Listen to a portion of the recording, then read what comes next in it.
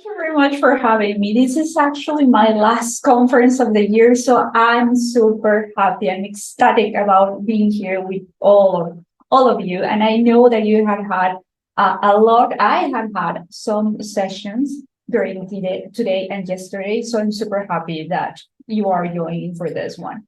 So as you know, this session is Lights, Camera, GitHub Actions. And a little bit about me. So that's how you can find me in Mastodon, LinkedIn. I'm a Java champion. I also collaborate in some books. The latest one was DevOps for Java developers. I'm a Java champion. And as you may guess, I love Java. So this session, it's about, I'm going to show some examples and talk about GitHub Actions and Java. So why GitHub Actions? Like, why did I pick this particular technology to showcase today? And well, there are 90, this is the results of October 2022, the state of open source according to GitHub by the numbers. So for example, there are 94 million developers in GitHub. And this more important part is there are 263 million automated jobs and more than 41 minutes built a day. So you can imagine how much we are actually executing GitHub Actions during a single day. And the other thing is GitHub, Java is still a very, very important programming language for inside GitHub. It's the third language on the GitHub project. So it is important.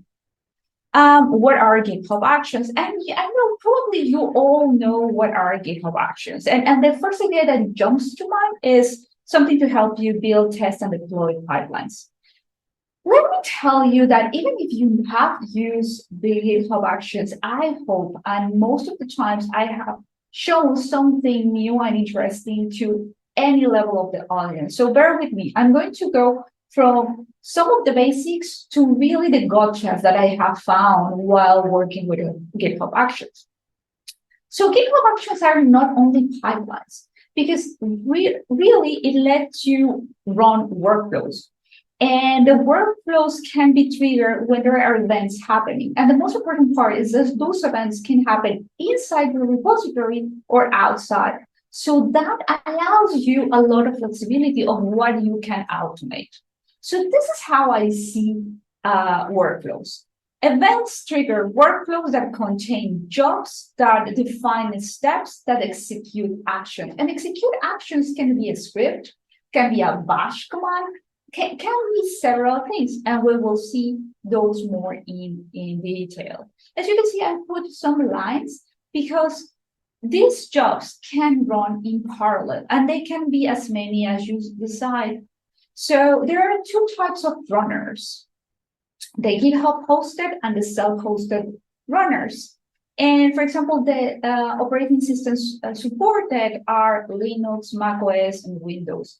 And also the architectures that are supported, for example, are x64, ARM, 64, ARM 32. ARM 32 is only for Linux. But it is important that you know that you can run your workflows, your scripts on this kind of agents. And for example, these are the limitations that you have depending on your plan. And for example, I have the free plan because I have a lot of my open source projects over there, or my examples of my personal projects. So for example, you can have up to 20 concurrent jobs, but only 5 in macOS. So this is also important. This is the limit that you have. And as you can see, you will have the same limit even in the enterprise version. And this is actually the schematics or the information that what is the limits on your different agents. And when you use different tags and where to run your workflow, it's going to be resolved into that.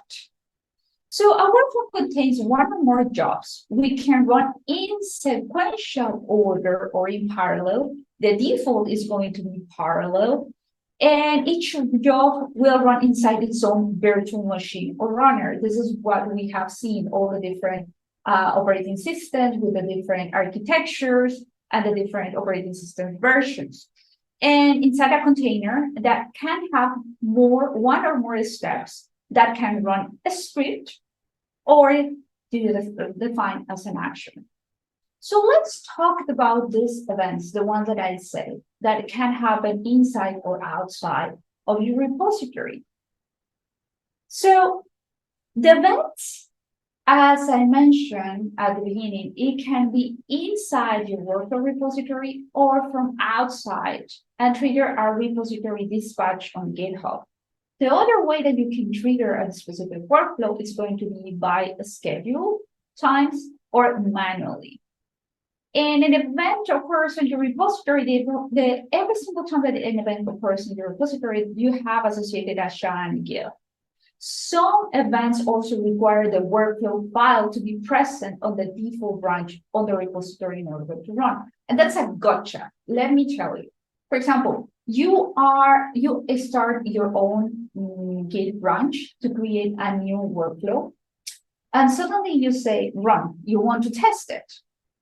And it doesn't run. And you're like, what is happening? Well, the gotcha is that if the workflow name doesn't exist in your main branch, it won't run. So at least you will have to have the name defined of the workflow that you are going to test in the branch to be able to execute it. So be careful of that one. It actually is very confusing. So it's good to have it in mind. Those are the triggers, events that can trigger the workflow. And as you can see, there are a lot, but probably the ones that you have used most of the time create pull requests, push, release, and workflow dispatch. Those are the most typical because we want to react when something has been created. A pull request, a tag, a branch. When a pull request has happened, something to the pull request. It was assigned, unassigned, it was open, or when a push was made to a specific branch or to the repository. Or many people actually use the release event because they want to do some preparation when you are releasing a specific software. Or the workflow dispatch, which is actually the manual trigger. So, for example, this is the most typical one. And create happens when a Git branch or a tag is created. A commit is pushed, a commit tag is pushed, a branch is deleted, a tag is deleted, and a repository is created from a template. So you can even react at the very, very beginning of a repository being created. So one gotcha about the tags, it will not occur when more than 3 tags are created at once. So be careful about how many tags do you create in a specific branch or in a specific commit. It won't run if you have more than 3. Scheduling, when do you want something to happen? And it doesn't depend on an event, but you want it to happen with some frequency, you usually use a schedule. And this schedule is one we all know, probably because we work with Chrome and Linux machines. So for example, this particular workflow example, because it's not a complete workflow, it says on schedule Chrome. And it will run every day at 5:30 or 5:30 p.m. by that notation. And the notation is minute, hour, day of the month, month of the year, day of the week. And on the other side, the one that has more, as you can see, I'm saying that it has to happen at 2 entries of Chrome. One is in day 1 and 3, and the second one, because they're almost identical, at 2 and 4. And then I define the jobs, and I said I have a job called test schedule that is going to run on an Ubuntu latest machine. And the first step is going to be called, the name is going to be not on Monday or Wednesday. And you see there that I have an if, a conditional. And I said GitHub.event schedule is not and that specific statement. So what I'm doing here is that step will be skipped on Monday and Wednesday. And the second step, it will always run. So those two things that I want you to see, that on a schedule you can receive more crowns than one statement. Second of all, that we have certain kind of if or control structure. I mean, workflows are defined in YAML, and YAML is usually not that good for creating like kind of programming. But when you're working with workflows, you have those tools at your disposal. So how do we trigger workflows? We can also use event types, for example, on push. And this is only one type of one single type trigger. And in the other one, you can have multiple using the square brackets. And I'm saying I'm going to do on push on fork. So when somebody is going to push something, a tag, a commit or something, it will actually react, or when there is a fork. The other one is, for example, by limiting the event activity. Well, not by limiting, actually by specifying that a specific event activity type, it should happen. So this is going to be executed when a new label is created. Or, and this is the important part, this is an or, you are adding more conditions for it to be triggered. Or there is a push to main, or there was a page build. So this will already give you an idea that it's very, very flexible, but sometimes this flexibility will make us have effects that we were not considering. For example, on issues type open and label, you will do something. So for example, what happens if you create an issue with two labels? This particular workflow is going to be triggered 3 times. One for the issue that is open, and 2 for the 2 issue label events. So be very careful about how you actually specify what are the specific triggers to our workflow. So that is when we start thinking about filters.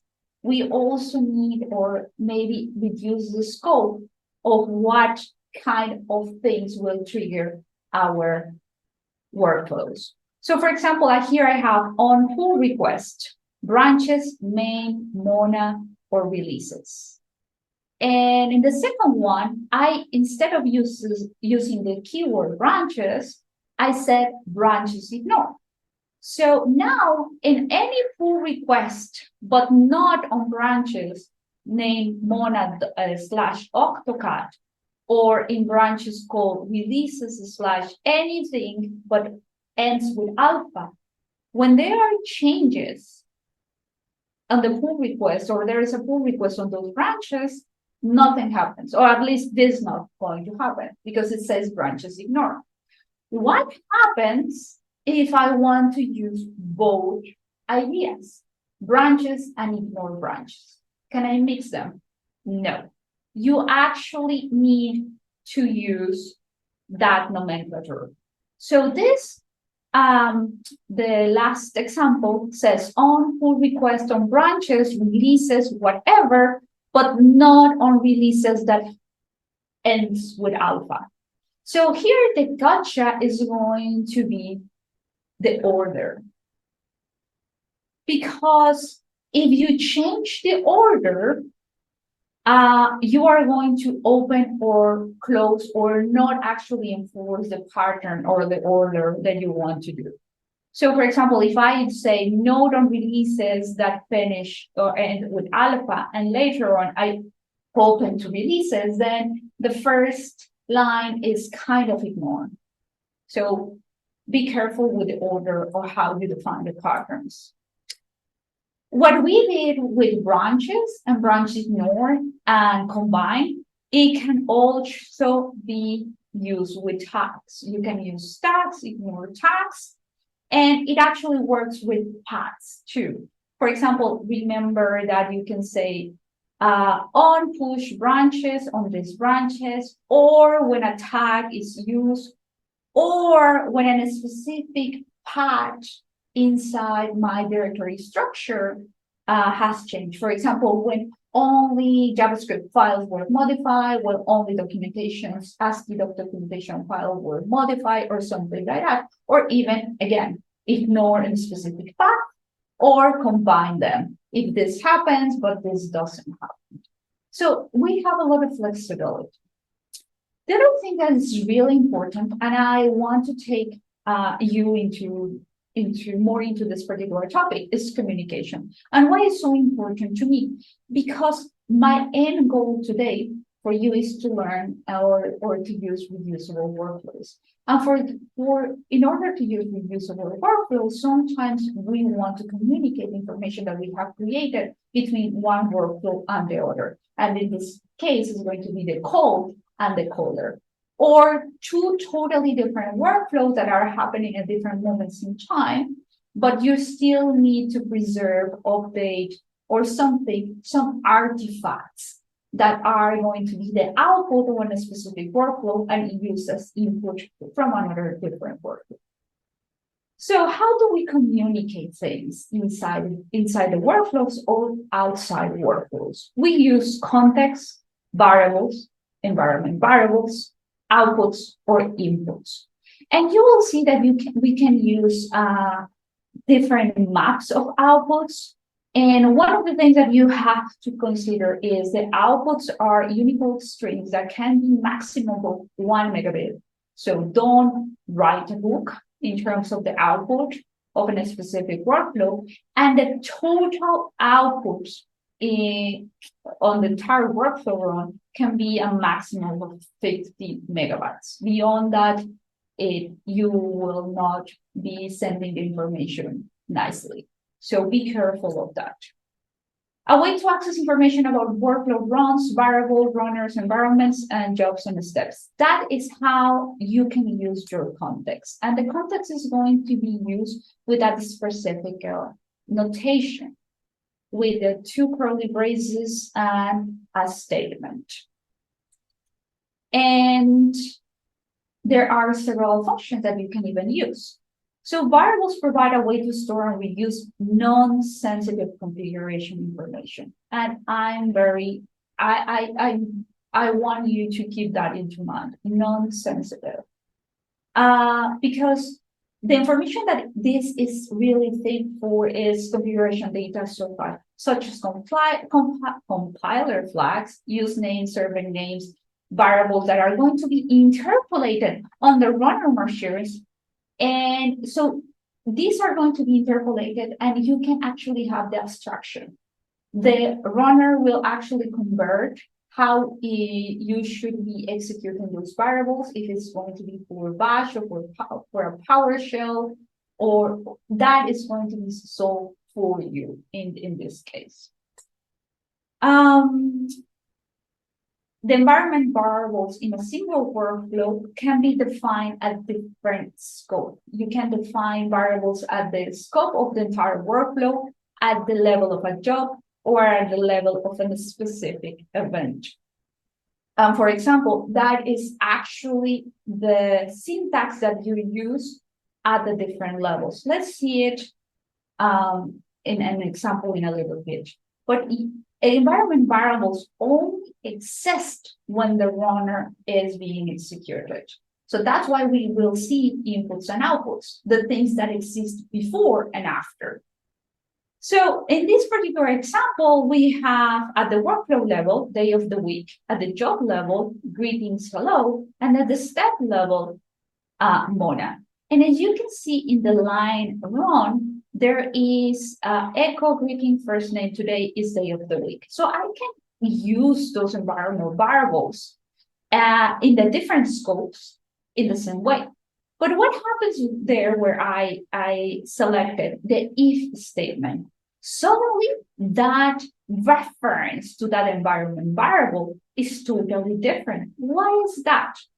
Well, you cannot use runner environment variables in parts of a workflow that is processed by a GitHub action.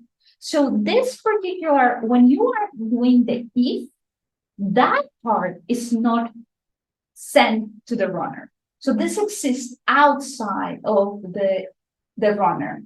So this is, let's think about the orchestrator that is deciding what it should push to the runners.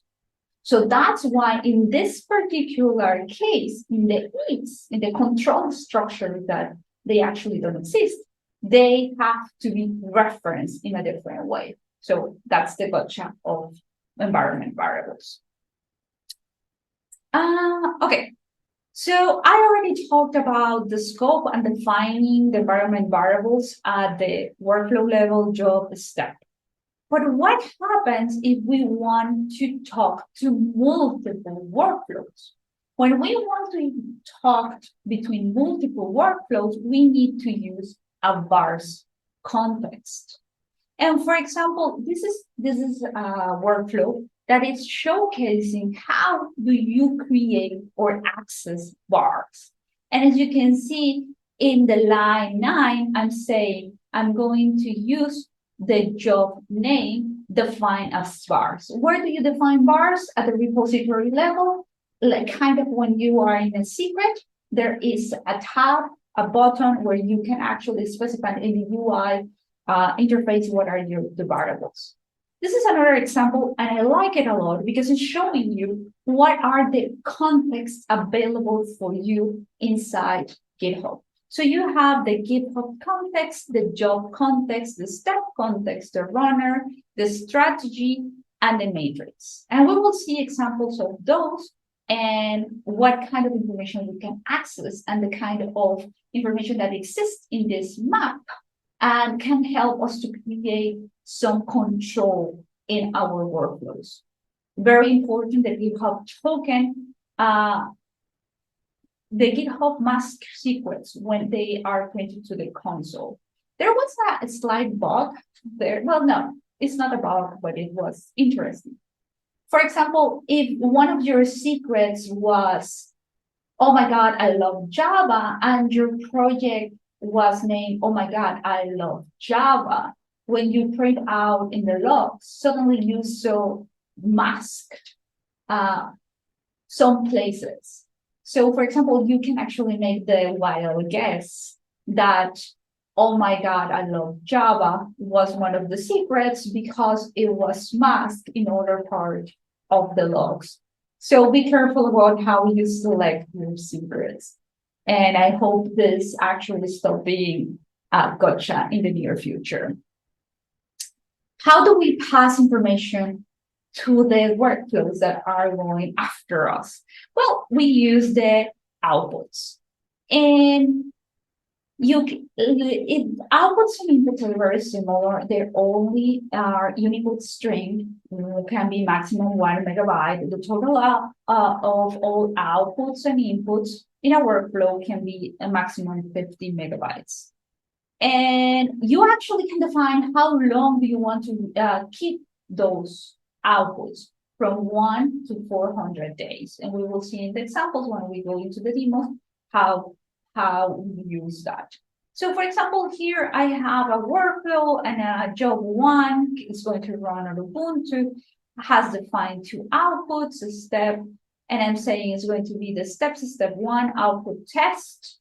And in line 10 and in line 12, I'm actually using GitHub action to fill out the value. And then in the job 2, in the first step, and I actually say I need job 1. So this particular job is going to wait until job 1 is executed. And then it can access the output 1 and output 2, because that's how we decide to name it. It's going to be the needs job 1, outputs output 1 and output 2. And we can access like that.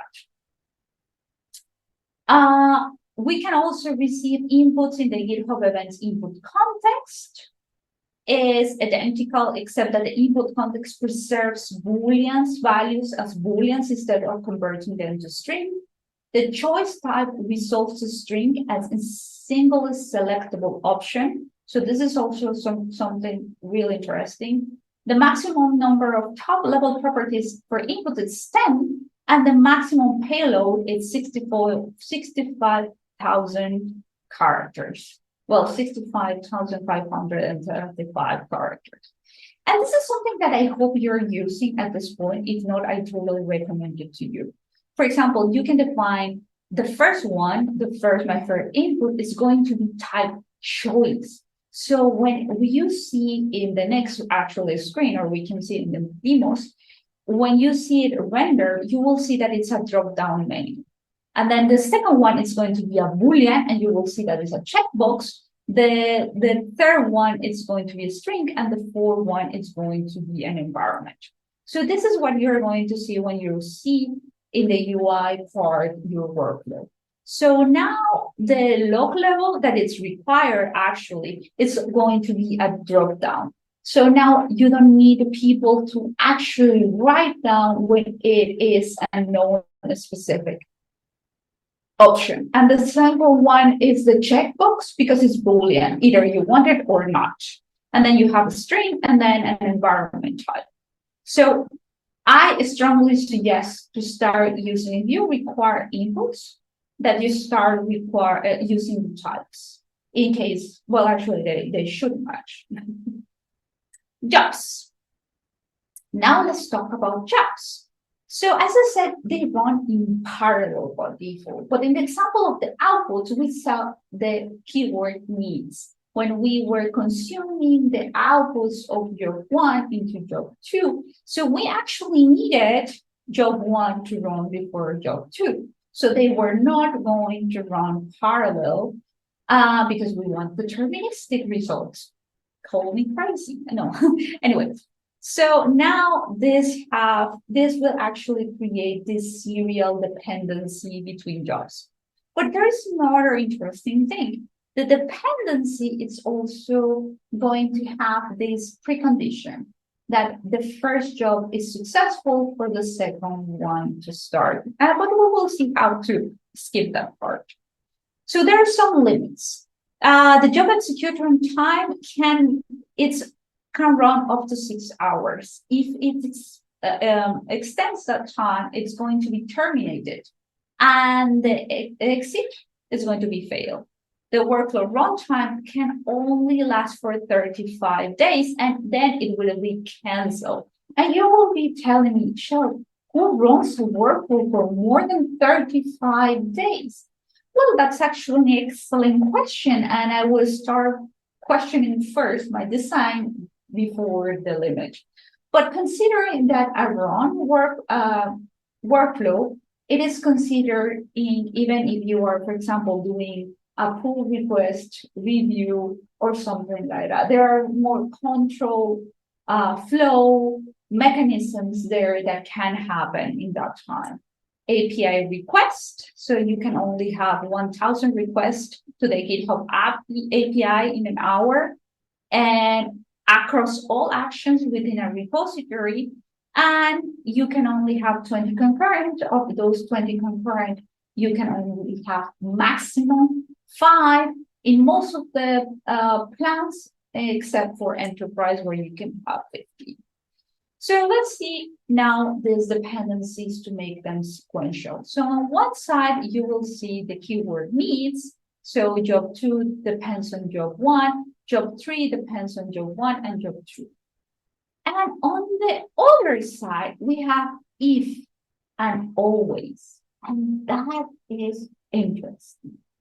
As I said, on the first side that we saw, where if always is not present, well, if job 1 is unsuccessful, then job 2 is not going to be executed. And well, job 3 is not going to be executed because job 1 is still failed. On the other side, we're saying that job 3 will be executed after job 1 and after job 2, but that regardless of the result of job 1 and job 2. So for that, I'm actually interested in showing you the example, a little bit more of the example. Let me share now my browser. So this was actually, okay. Let me see. My network is a little bit. Okay, this is actually the example. Let me reduce a little bit there. So what we have here, it's an example of different type of jobs where I use the needs, job 1, where I use several combinations of needs, job 1, job 2, but it's basically what I have explained, and always, and something like that. But let's see what is going to be the output. We're waiting. Okay. So first of all, when we execute this particular workflow, because of GitHub, we get this very nice graph. And in this very nice graph, we can see what actually has happened. And what has happened is job 1 runs correctly, job 2 fails, and then job 3 does something interesting, and job 4 is okay. So I have several errors, which says job 02, I have a problem. But there's something more here. And I have emojis. I have a rocket. Wow. So it says job 1 summary, and it looks really nice. And it says job 01, okay, nice. Job 02 summary. Job 02 depends on job 1, okay, but step 1 will fail. And says job 02, step 2 was triggered because step 1 has failed. And job 4 depends on job 1 and job 2, regardless of the status. So let's go back to the workflow. And this is the important part. So job 2 is going to fail. That's what we said. Depends on job 1, okay, but step 1 will fail. So first of all, I want you to look at this. This is what I'm actually output in the GitHub step summary. So I don't have to go into the logs and try to find that echo. No, you can use this to actually create some status that look nicer. But anyway, so I'm telling what is happening, and then I make it fail. Like I make this step fail. You shall not continue. And here is the other interesting part, because I'm saying, well, job 2, step 2 has failed. Yes, because that's what I did. So I'm actually asking, is the state is failure? Like, is this workflow in a state failure? And it is, because this is pretty much a failure. But then I even asking, is the step 1 of the job 2 the conclusion of that step? If it's a failure, then I output this. So now in job 3, I actually depend normally. And this is when I'm going to say job 3 depends on job 1 and job 2. And actually that never occurs in our summary. And that never occurs because we know that job 2 is going to fail. There is going to be one step actually being executed just in case of a failure, but it's actually not successful. We cannot declare it as successful. But here in job 4 is run because I say always. And then that's when I add this. So this is what you see here. Job 3 is never appearing, even though job 2, step 2 was triggered because step 1 has failed. So this wouldn't have been as an abnormal output. This is an output that we only have because I decided to add it. So as you can see, you can have some controls there. Yes, a very long question, sorry, because I totally missed. Are schedules still disabled after some time with no action with the repository habit? Exactly true. There isn't a limited amount of time where it will stop, actually. I think if there is no changes, it's only 1 month. I have to double check that, but you're correct, Stefan. it won't be for eternity running. No. So let's go back to the presentation. So we have seen some conditionals. I mean, conditionals even with the results of different jobs or steps or something like that. So as you can see, and I'll have to go faster because I want to show you all the different demos, is that, for example, you can use literals if they match in a specific repository and only that repository, then I can have something that is really useful. For example, I'm saying here that it will only run if the repository is called, in the first one, octo repo prod on the octo org organization. And the other one is this step is only going to run when the type of event is a pull request and the event action is unsigned. So that's what you can have. That's the level of granularity of things that you can control in your conditional. So please be creative and use them. And you can also have some operations on that. So you can have already pre-operations, like, for example, it starts with or ends with, it has contains, etc., etc. So there's a lot of operations that you can realize on different ones. Concurrency. Remember that we said that you can only have 20 concurrent jobs running, and that's a problem if you were to start using the conditionals and the triggers. So at some point, you are going to be triggering more runs than you want. So there is a specific functionality for concurrency and creating groups.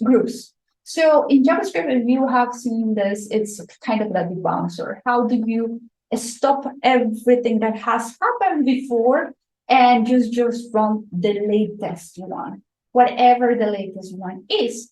So for that, you have this functionality. You create a group, and then you say cancel in progress.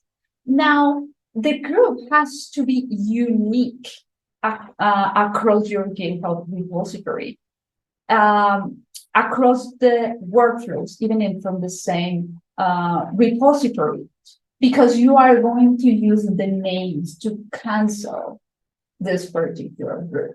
So be sure to be using very unique names.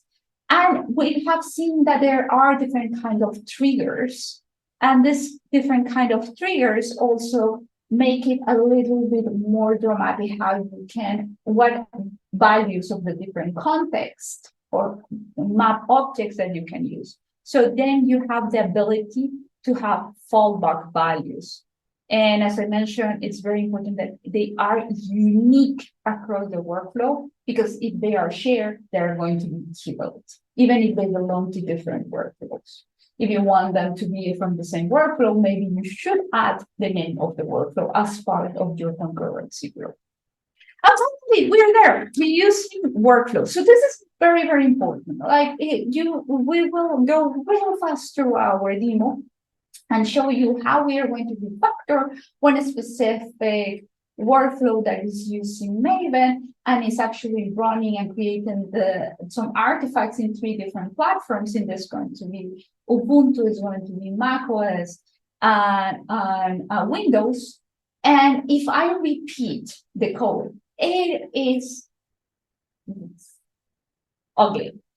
So in this case, we create reusable workflows, and that will obviously reduce the size of the workflow. We can actually use it as a template, as external, at the repository level, at the organization level. So they are very, very useful. There are some gotchas. First is you can call a maximum of 20 reusable workflows from a single workflow. You can only connect 4 different levels. And well, the others are very, very obvious. One color workflow can use multiple called workflows, and they have 2 different contexts. The gotchas is the color environment variables are not propagated to the called environment variables not accessible to the caller. That's why we spend a lot of time talking about bars and the outputs and the inputs, because this is the way that we are going to pass information. And they are not accessible. They are linked because one is calling the other, but all information remains totally separate. And we will see more information about the secrets, because secrets can be inherited, but you have to define how they're going to be inherited. Okay, so I don't actually expect you to read that because it's super tiny, but this is the example of how you can have a reusable workflow and then call it on the other side. And actually, it's not very surprising. This is the example that is coming from the documentation of the GitHub Actions. And at the end of the day, what they do is print hello world. But the important part, and we saw part of this example when we were talking about inputs and outputs, how do we actually outputs, is this particular in the color, in the code, the one that actually has the abstraction, it's defining all the outputs and then filling out the outputs. And then in the color, we only receive those outputs and we can use them. So hello world. And this is the part that we mentioned about secrets. So you can pass all secrets, which may help you, may not, or you can actually pass the specific secrets. And this follows in a specific order, so you cannot go from restrictive to generic. You go in a single direction. So you can reduce the scope every single time more, but you will never open it up again. So keep in mind, the GitHub token permission is the only one that is shared, but you can restrict the permissions. These are where the demos exist. So I will leave it a little bit of time there. This GitHub repository where all demos that we are going to see in a few minutes are going to be, and I'm going to go super fast into them because you can run them by yourself there. So we saw the inputs and the outputs, and the one that I wanted to show you is actually this one. So in the first version, actually, let me show you here to explain you a little bit of the structure of the different workflows. So here we have in the 1 to 5, 5 different versions that actually do the same.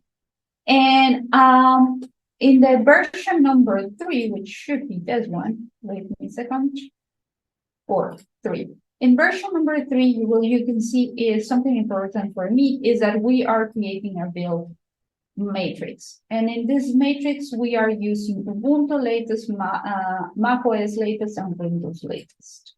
So this is also important that you may be using a lot in your own GitHub workflows.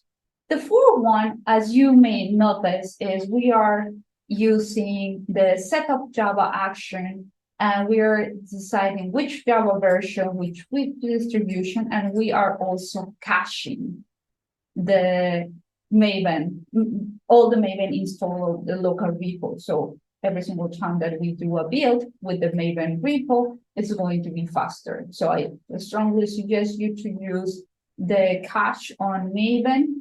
And well, as you can see, and you will see in the different demos, this part is setting up growl, is actually creating the artifacts with verify, which is almost installed, almost, don't get me started with that one. And then it uploads the artifacts. And then we have the code repeated for macOS, and we repeat it again because of Windows, and that is horrible because our workflow is super similar and it's 244 lines of YAML. In the fifth and last example, what we have now is only 74 lines of YAML, and the reason why we only have 74 lines is because here in the assembled part of the of the workflow, we are actually calling in line 38 to a reusable native assemble GitHub action. And in that one, where we are using is, well, we get the inputs with some default values because we don't want to lose that part. And the only thing that actually changed between Windows, macOS, and Ubuntu is that, for example, in macOS, we only install UPS. That's actually the only difference. So as you can see, by using abstracting, you can use your reusable workflow. You are sending inputs, you are using the requires default values, and you are saving yourself a lot of headaches. So, as I said, let me go back. The examples are in that GitHub repository, and the slides are going to be made available. I will send a tweet or a LinkedIn. And again, this is how you can contact me. And thank you very much for your time and attention. If there are any questions, please ping me. And I will be more than happy to either answer them or make them more interesting in terms of let's think about more about our questions. And thank you very much. I'm always open to feedback, and I hope you enjoyed the session.